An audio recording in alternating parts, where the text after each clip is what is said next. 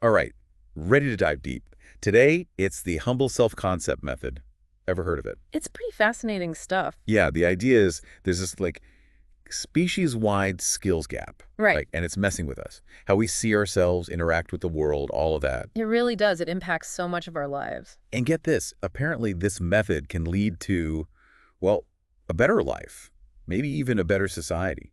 That's like a tall order, right? It does, but the idea is really compelling. Let's unpack it and see what this humble self-concept method, or HSCM, is all about. Sure. So the HSCM, it's not just about like fleeting good vibes. Okay, more than just feel-good stuff. Way more. It's about building this solid foundation for your self-worth.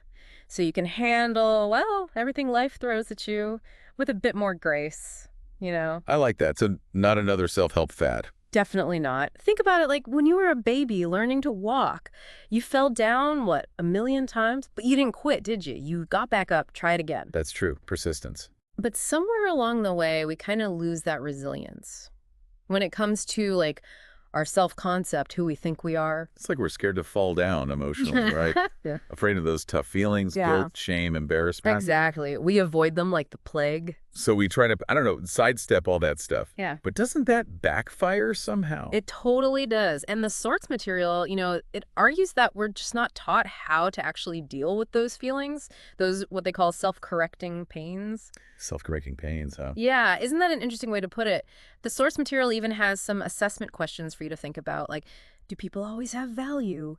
Do people deserve to feel good when they're trying to be good? That kind of thing. Those are some deep questions to ponder. I guess how you answer those questions reveals a lot about you, doesn't it?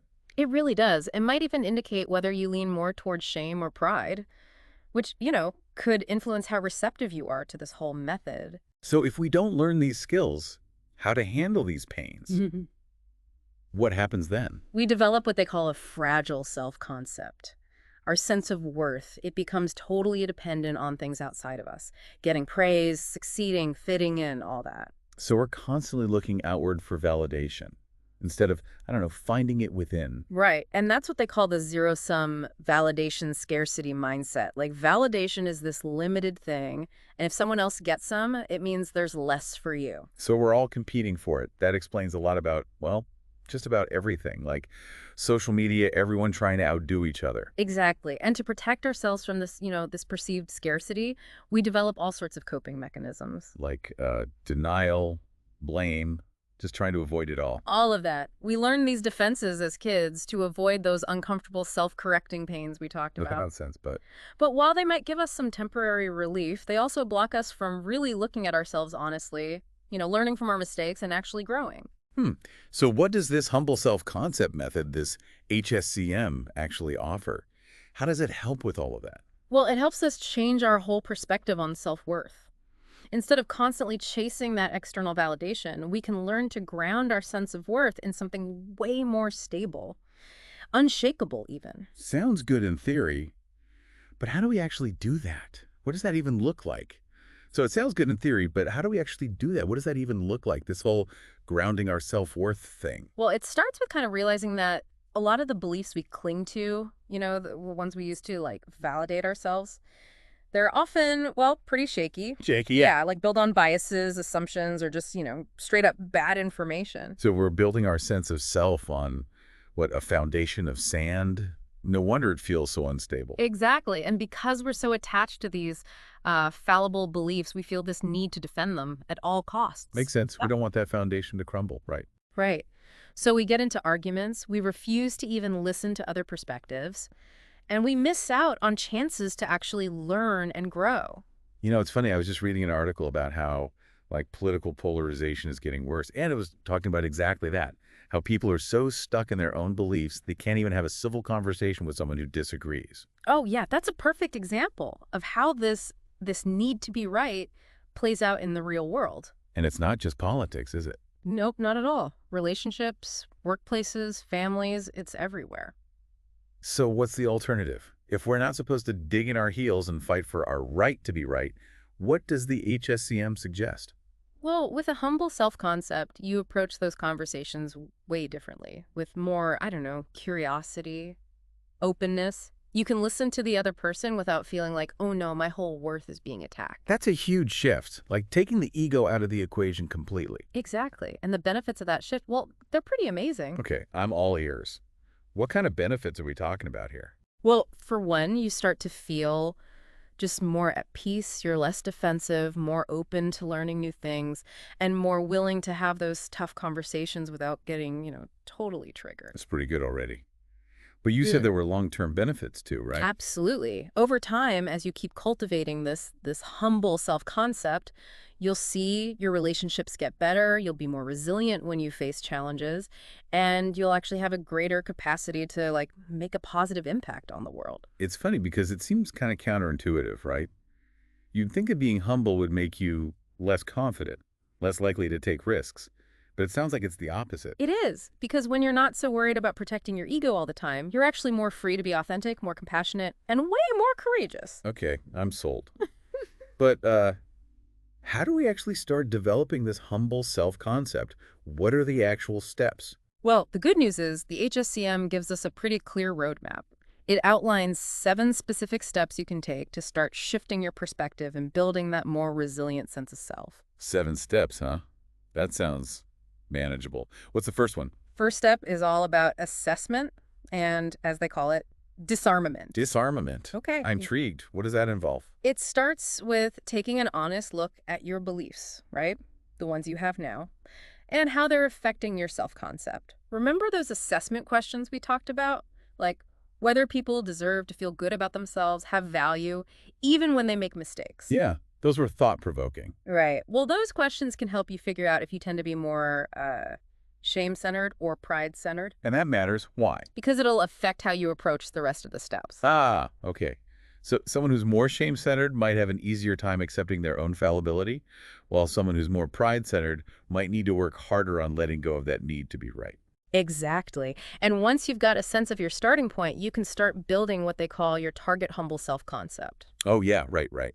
And that target humble self-concept has those 3 main components: Mm. self-knowledge, self-evaluation, and the, what was it, ought self. You got it.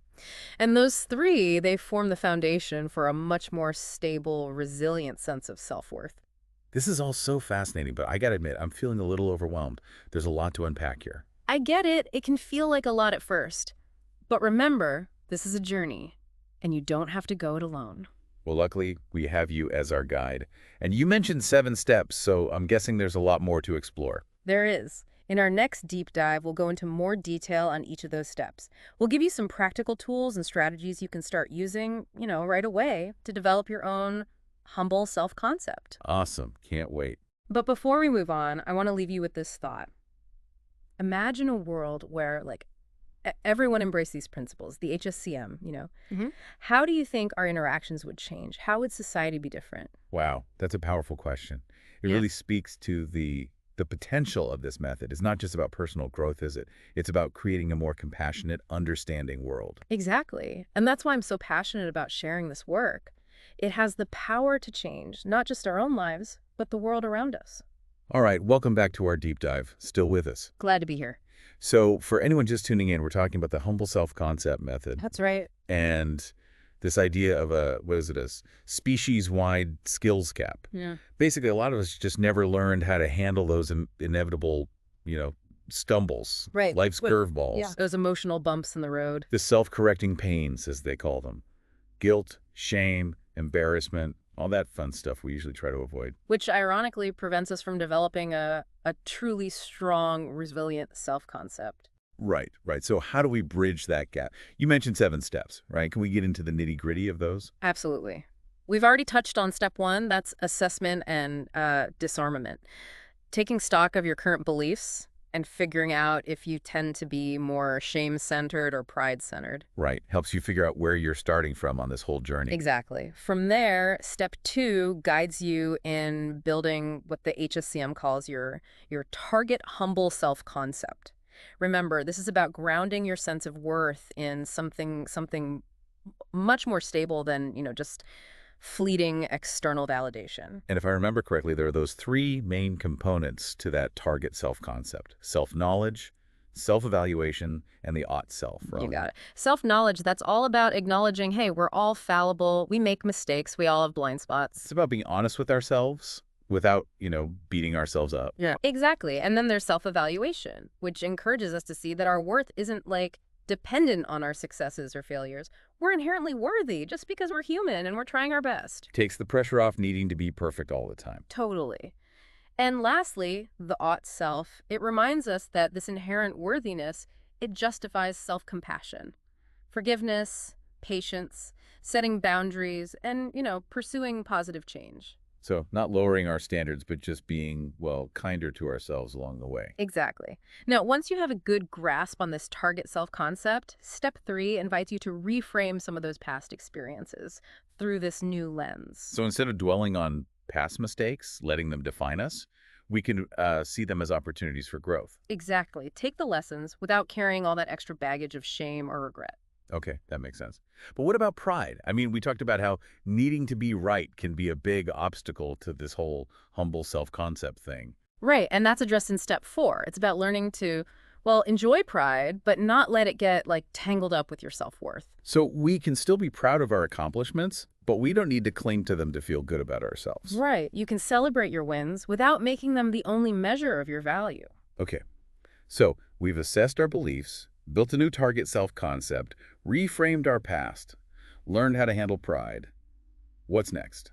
Steps 5 and 6 focus on applying this new perspective to, well, everything you're experiencing now and everything you'll experience in the future. Step 5 encourages you to, like, frame all new experiences through the lens of your target self-concept. So it's not a one-time exercise, it's a way of life. Exactly. And step 6 is about using that new self-concept to actually work through those self-correcting pains we talked about, guilt, shame, and so on, without resorting to those old mind-closing coping mechanisms. Face them head on, Yeah. with compassion and a willingness to learn. Exactly. Now, step 7, this is where things get really interesting. Okay, lay it on me. Step 7 is about recognizing that this target humble self-concept, it's not just for you, it's for everyone.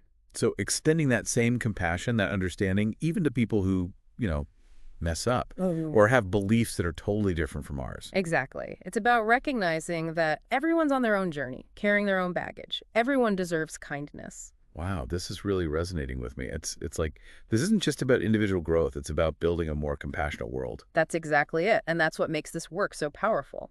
So for our listeners, anyone just starting to explore this humble self-concept method, what's the one key takeaway you want them to remember? Remember this. You are worthy, inherently, unconditionally. Embrace your imperfections. Practice self-compassion. And approach the world with, curiosity, openness. The journey might be tough sometimes, but the rewards for yourself and for everyone around you are just immeasurable. Well said. I think that's a great place to wrap things up. We've given our listeners a lot to chew on today. Food for thought, for sure. Until next time, keep those humble self-concepts brewing, everyone.